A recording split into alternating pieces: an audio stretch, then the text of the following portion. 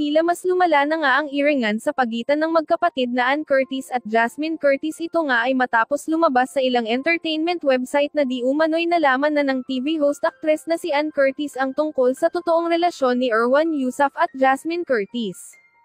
Ayon sa balita, nagkaroon daw ng hinala si Ann na may ginagawang milagro ang dalawa. Ito nga ay matapos daw magsumbong dito ang anak na si Dalia. Ayon umano sa bata ay nahuli daw nito na naghahalikan ang daddy Erwan niya at ang tita Jasmine nito sa mismo pa daw nilang pamamahay.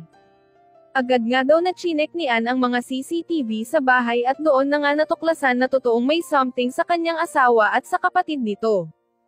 Hawak nga daw ni Ann ang ebidensyang magpapatunay na totoong nagtaksil sa kanya si Erwan at ang masaklap pa nga daw ay sarili pa niyang kapatid ang pinatulan nito.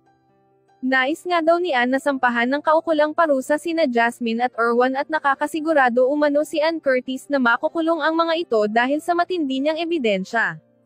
Sa ngayon nga daw ay nilayasan na ni Ann ang asawang si Erwan kasama ang kanilang anak na si Dalia. Buo na nga umano ang desisyon ni Ann na tuluyan ng iwanan si Erwan at kalimutan na kapatid si Jasmine dahil sa kawalang-yaang ginawa ng mga ito hindi lang umano sa kanya, maging sa kanilang anak.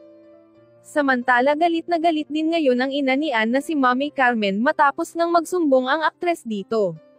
Ayon kay Mommy Carmen, noon pa man daw ay may kutob na ito na hindi ito loyal kay Ann dahil saksi daw si Mommy Carmen sa madalas na awayan nina Ann at Erwan, dahil sa pambababae nito.